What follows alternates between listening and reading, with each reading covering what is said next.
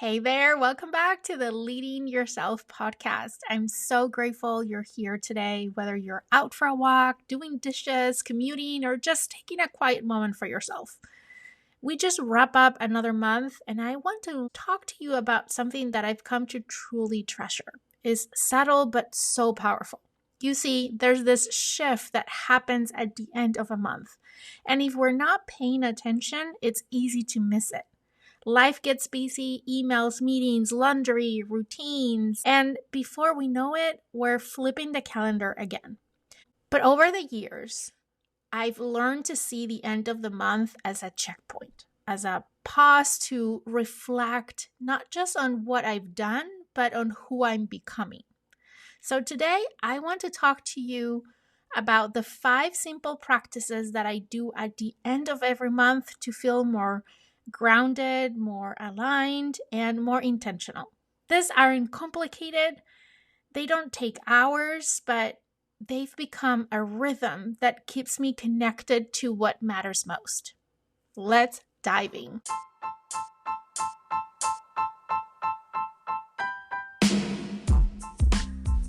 Welcome to the Leading Yourself podcast. This is your host, Carolina de Arriba. I'm an HR professional, coach, wife, mom, and above all things, a goal-getter.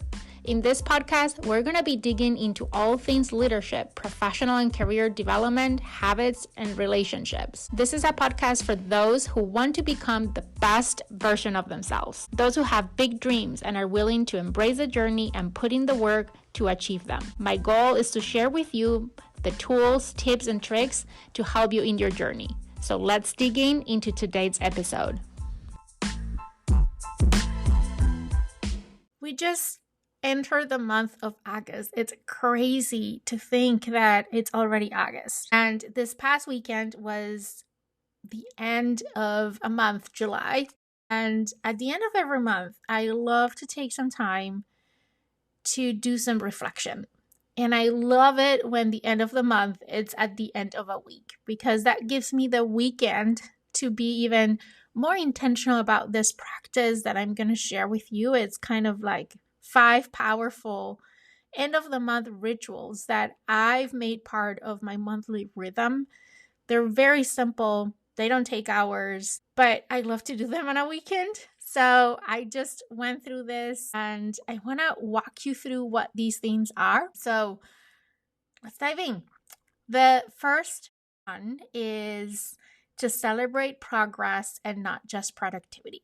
I want to start here because it's where I always begin. Not because it's the most urgent or even the most obvious thing to do at the end of the month, but because in many ways it's the most powerful. Now, I'll be real with you. This didn't come natural to me. I'm wired for action. I love a good plan. Give me all the checklists and I'm thriving, right? I used to think that checking off tasks was the best feeling in the world. And don't get me wrong, I still love that sense of accomplishment. But for a long time, I made the mistake of equating productivity with progress. If I wasn't producing, if I didn't have the visible wins to show, I'd feel like I wasn't doing enough. I'd carry this low-level guilt, especially at the end of the month. You know that feeling on that Sunday night when you start reviewing what you didn't get done? Multiply that by 30 days? Sounds familiar? That was me. It's taken me a while and honestly a few rounds of burnout to really rewrite my thinking. Because here's the truth I've come to live by. Productivity is not the same as progress. Let me say that again for the people in the back. Productivity is not the same as progress. Some months, progress is big and obvious. You finish a big project, you get a promotion, you cross a finish line. But other months, progress is quiet. It's more internal, is choosing to go to bed early instead of staying up late to finish one more task. Is setting a boundary, maybe for the first time. It's pausing before reacting. It's saying no without explaining yourself. It's resting and not feeling guilty about it. There was a month recently where I felt like a whirlwind. Back to back travel, work projects piling up, family needs increasing. I barely had time to think, let alone execute on my big goals. At the end of the month, I caught myself spiraling into my own old narrative. You didn't do enough. You didn't finish X, Y, or Z. You're behind. But something told me to pause, to look again. And when I did, I saw a big difference, a different picture. That month, I had held space for some really hard conversations with my team, with my kids, even with myself. And I had stayed grounded in the middle of chaos. I had made choices that protected my peace, even when they didn't make everyone happy. I had go of control in areas where I used to hold things close to my chest. It didn't show up on a spreadsheet or a checklist.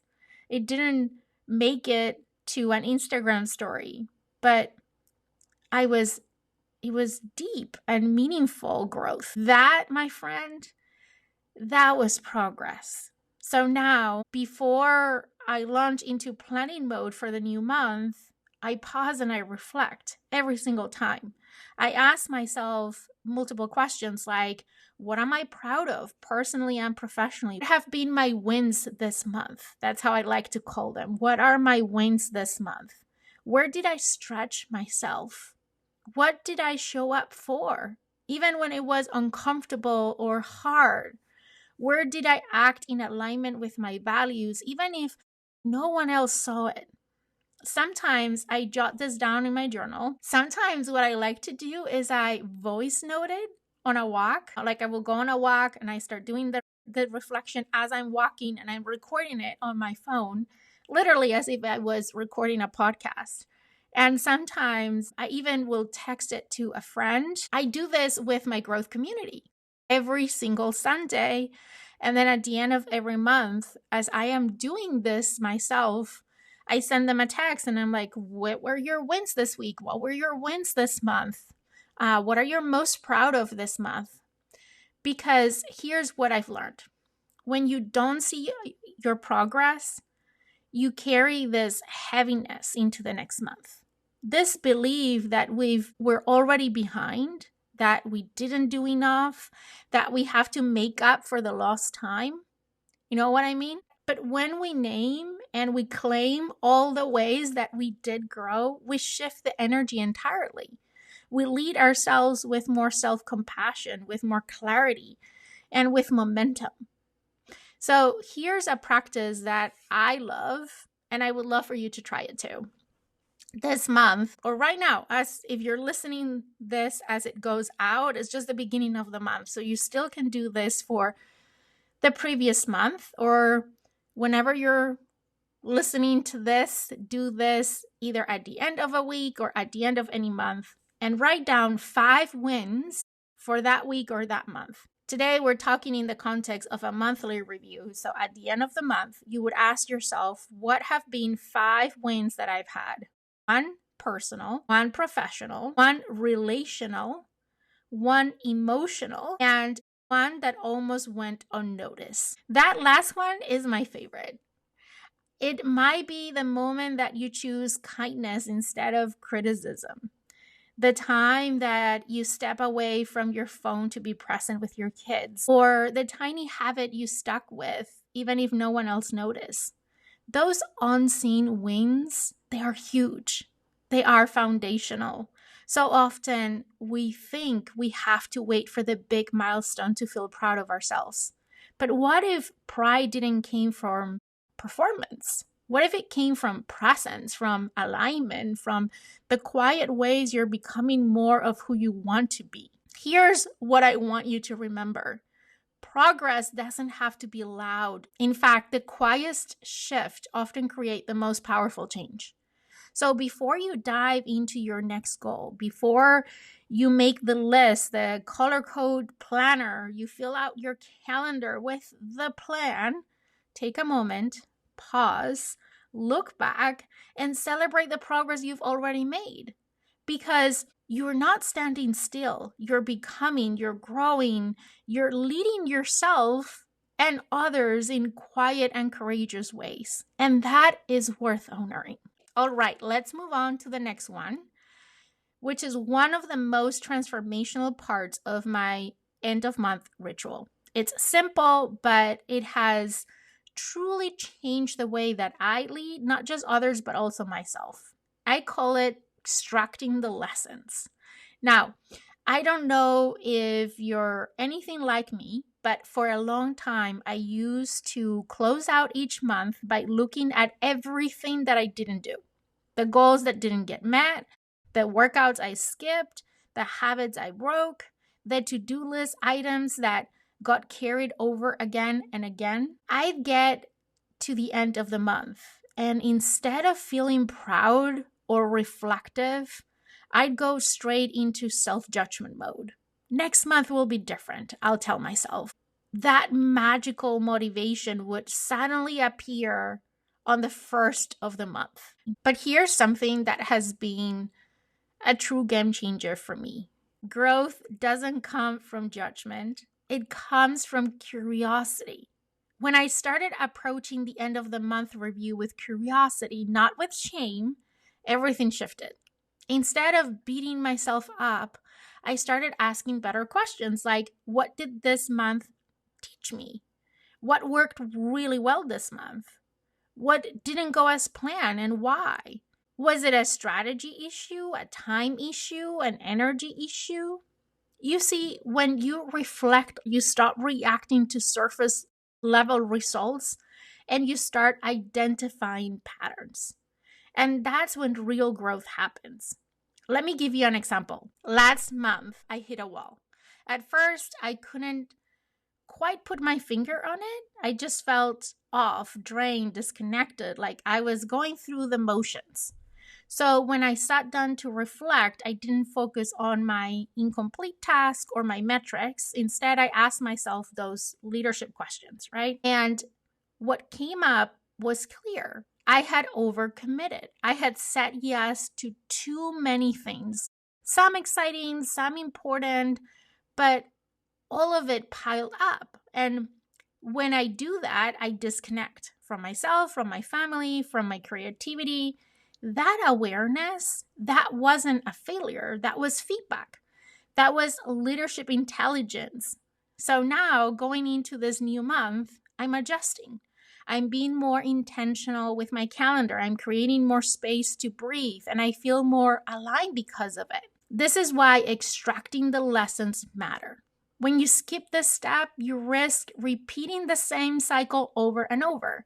You assume it's a motivation problem or a discipline problem, but when you reflect deeply, you realize it might be a capacity problem or a value alignment issue or simply bad timing. The lesson is always there. You just have to pause long enough to find it. So here is a journaling prompt that I want to offer you. You can write this down, voice note them, or talk through them with a friend or a mentor or a coach, but take a few minutes to really explore this. You want to kind of finish the sentence. The first one is, this month taught me, fill the blanks. A mistake I made that I learned from, fill the blanks. Something that surprised me, fill the blanks. Something I'll do differently next time, fill the blanks. It doesn't have to be a long reflection. Even just a few lines can shift your mindset from self-criticism to self-leadership. Let me say this. If you're leading a team, whether that's in your job, your business, or even your home, this practice is gold. Try inviting them into your one-on-ones instead of just asking your team members what they'd accomplish. Ask them what they learned, what challenged them, what surprised them, where did they grow. You'll start to create a culture where development is just valued as much as delivery, where people feel safe to reflect, to evolve, not just check boxes and perform. Because ultimately, That's what leadership is about. Staying curious, staying aware, and using every experience as fuel for growth.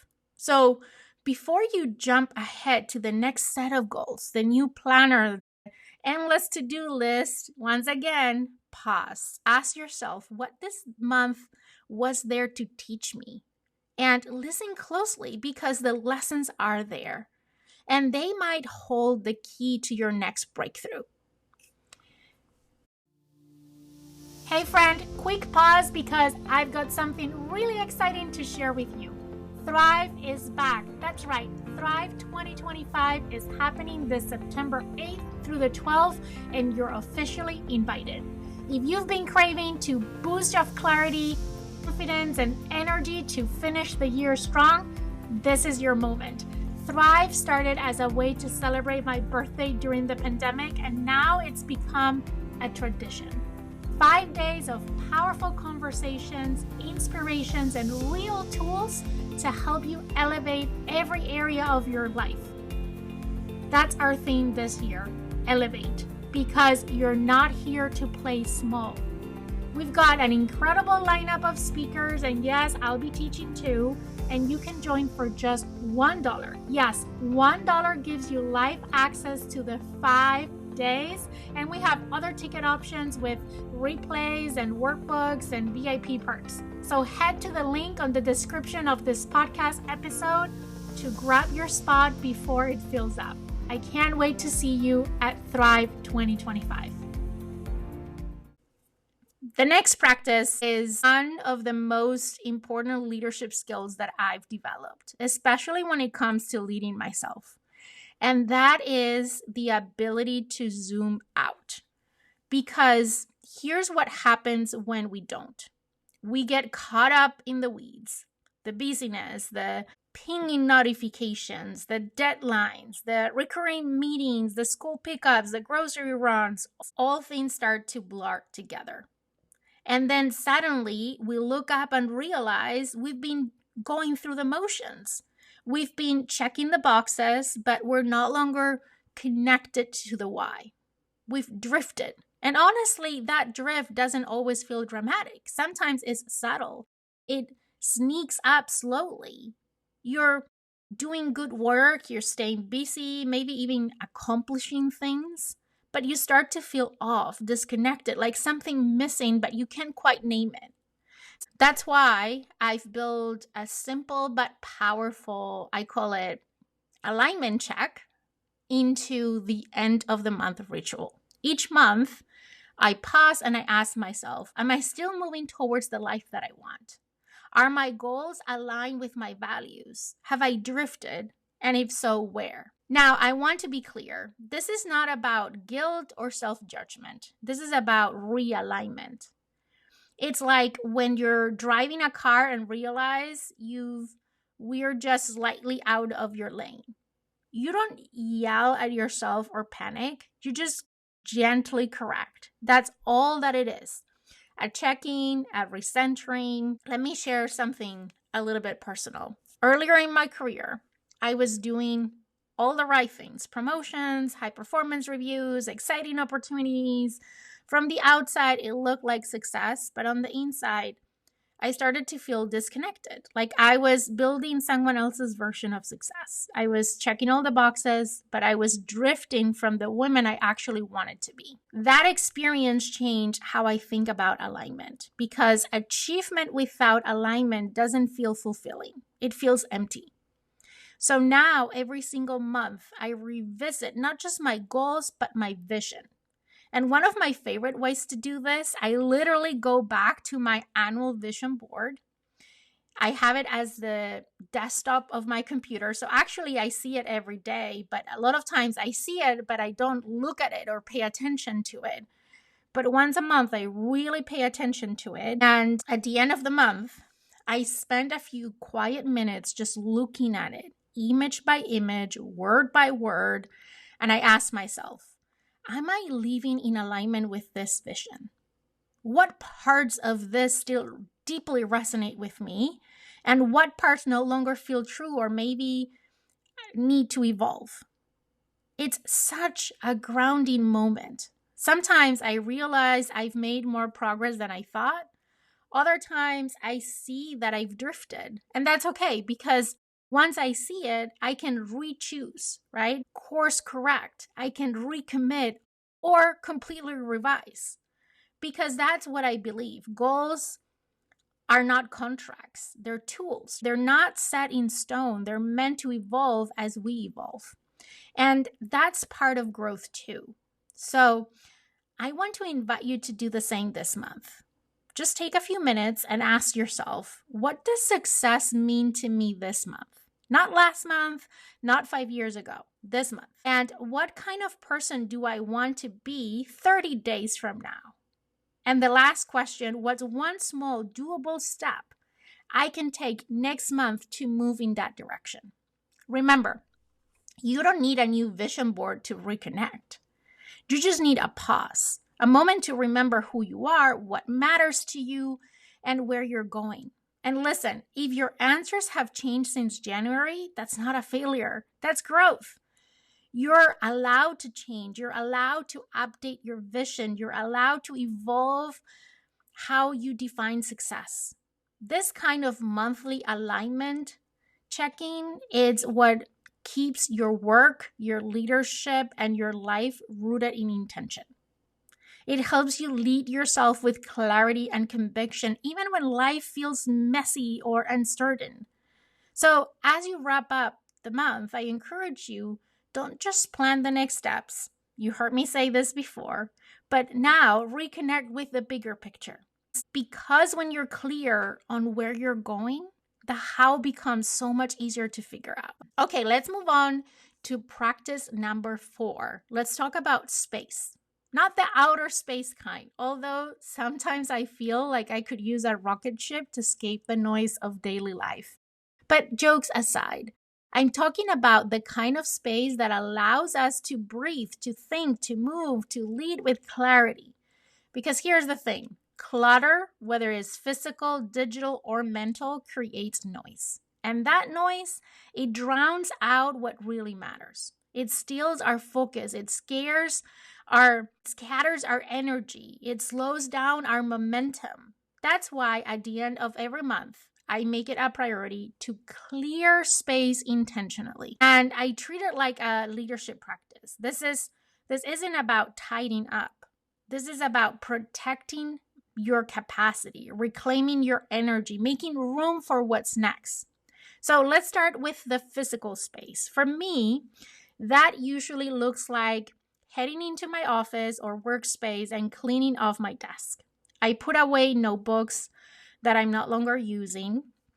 I toss out all sticky notes. I file away papers that I've been ignoring. I leave just the essentials and maybe something that brings me joy, like a candle or a photo that reminds me why I do what I do.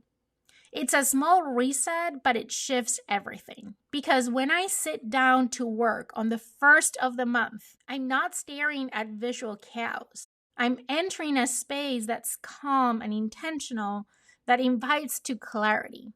But I don't stop there. There's another space that often gets neglected, and that's our digital world. And let's be honest, it can get messy very, very fast. So part of my end of month ritual now includes a digital declutter. I go through my downloads folder and clear out the random files that I don't need anymore. I archive all email threads or create folders for everything I might need later. I unsubscribe from newsletters I never read, just even those I once swore I wanted to read every week. Please just don't unsubscribe from the Leading Yourself Morning Brew newsletter. I also clean up my desktop or phone screen so the digital clutter isn't screaming at me every time I log in. I like the desktop of my computer to be very clean, and throughout the month, I might save files there, even though I know I shouldn't, things that I'm working on, so I have easy access to them. But at the end of the month, I organize everything. I put things where they belong, or I delete them and get rid of them. And one of my favorite digital practices, I take 10 minutes to look over my calendar for the upcoming month, and then I ask myself, Do these recurring meetings or commitments still serve me? Are there things I said yes to that now feel like a no? Is there space for what I actually want to prioritize this month? This one is huge because our calendar doesn't just reflect our time, it also reflects our priorities. And if we're not intentional, we'll end up spending our most valuable resource, our energy and time, on things that we don't move forward or bring us joy. Now, let's talk about mental clutter because I think this is the one that most of us carry silently. It's the list of unfinished tasks looping in the back of your mind, the guilt over what you should have done, the mental tabs you keep open, conversations you haven't had, decisions you've been avoiding, ideas you haven't acted on. It's exhausting. So, part of clearing space mentally means giving yourself permission to release some of that weight. Sometimes I sit down with a journal and just brain dump. I write down everything I've been carrying, big and small, no judgment, just awareness. And then I ask myself, what can I let go of? What doesn't need to come with me into the next month? What am I holding into out of habit, not intention? Maybe it's a project that no longer is aligned. Maybe it's a commitment that's draining me. Maybe it's a belief like I have to do it all that you're finally ready to release. Because here's the truth: clarity doesn't come from doing more, it comes from creating space. When we declutter physically, digitally, emotionally, we create room for what actually matters to enter. We create space for creativity, for rest, for focus, for growth.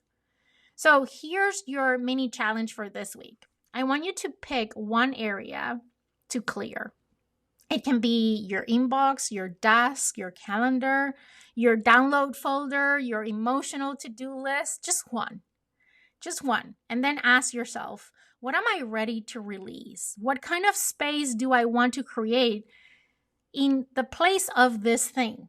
Maybe you want more peace or more focus or more joy. Whatever it is, make space for it.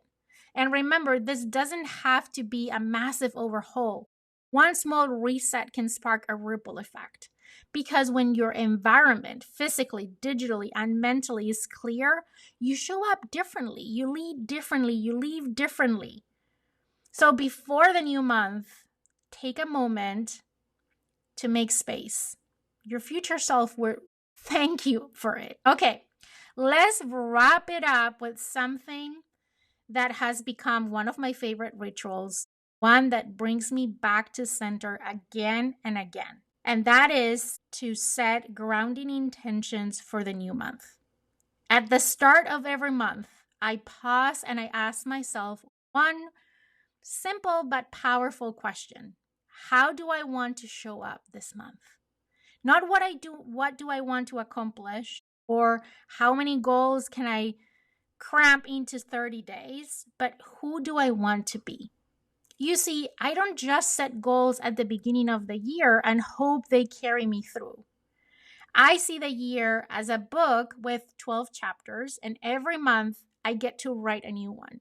Every month is a chance to check in, to reflect, to reorient. And part of that practice is choosing a monthly theme, like a grounding intention that becomes like my internal compass. Sometimes it's a word, sometimes it's a phrase, sometimes it's even a question I carry with me. But the point is, it's one intention, just one. Because I've learned over the years, especially balancing career, motherhood, leadership, health, creativity, side projects, that clarity doesn't come from doing more, it comes from knowing what matters most. So instead of overwhelming myself with 14 goals or trying to optimize every hour of my day, I give myself an anchor. So I actually, and if you and I are friends on Instagram, you've seen this. Every month, the first day of the month or the first couple of days of the month, I post my theme of the month. And I have this little page that is called the 2025 book, which mine is called Elevate because that's my word from the year. And then I have 12 chapters. And I write down in each chapter the title of that chapter, which is that theme. And I try to keep it as one word. So this year, for example, chapter 1 was momentum. Chapter 2 was self-love. Chapter 3 was mindset. In April was spring cleaning. In May was reignite. In June was joy. Last month was detox. This month's theme is abundance. And what I mean by abundance is embracing an abundance mindset. It's about aligning myself with gratitude and unlearning scarcity thinking, give generously, unlock possibilities, say yes to expansion, and trust in my worth. That's my theme for this month of August. Each theme have served a purpose. It kept me grounded when things got loud. It helped me make aligned decisions. It gave me something to return to, especially on the messy days. And that's the point. Your intention is not a performance metric. It's not a checkbox. It's a compass. It's the quiet nudge you need when you're feeling overwhelmed or off of track. It's your North Star when things get noisy. And I don't just set it and forget it, but every week I check in and I ask, am I still honoring this intention? What choices have I made that align with that intention? What needs to shift so I can come back to my intention? Some months, I'm spot on. Others, I realize halfway through that I've drifted. But that's the beauty of it. It's practice, not perfection. And if you're thinking, I'm not sure what mine should be, start there.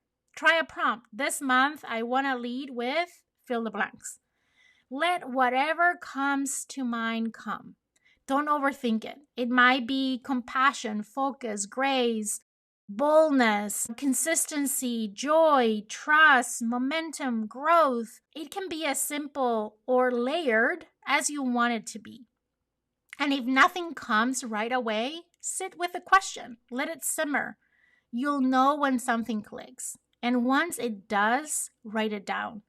Put it on a sticky note, put it on your phone wallpaper, put it on the first page of your planner. Let it live with you that month, because your intention doesn't have to be loud to be powerful. It just has to be true to the season that you're in. So I'm going to remind you one more time, before you jump into the whirlwind of a new month, pause, choose your compass, lead with intention. Because when you lead yourself well, everything else follows. Okay, the way we end a chapter shapes how we begin the next. And these 5 practices, celebrating, reflecting, reconnecting, decluttering, and setting intention, are how I try to lead myself well. You don't need a perfect plan or a fancy journal. You just need a pause.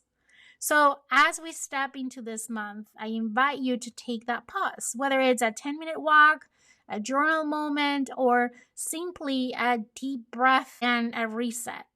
Honor the transition. Honor yourself. Because when you lead yourself with intention, everything else follows. Your energy, your goals, your relationship, your work. Remember, you've got this.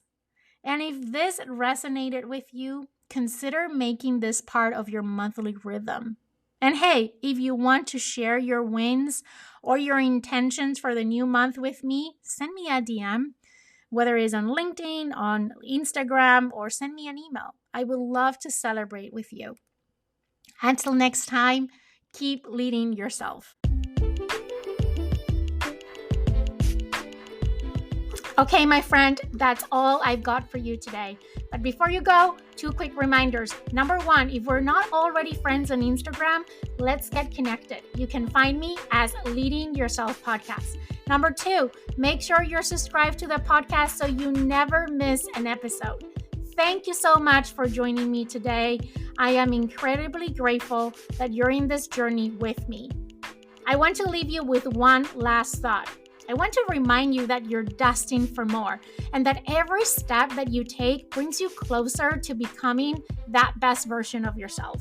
Embrace each day as a chance to learn, grow, and chase your dreams. The world needs you to shine brightly, so go out and show up fully and authentically.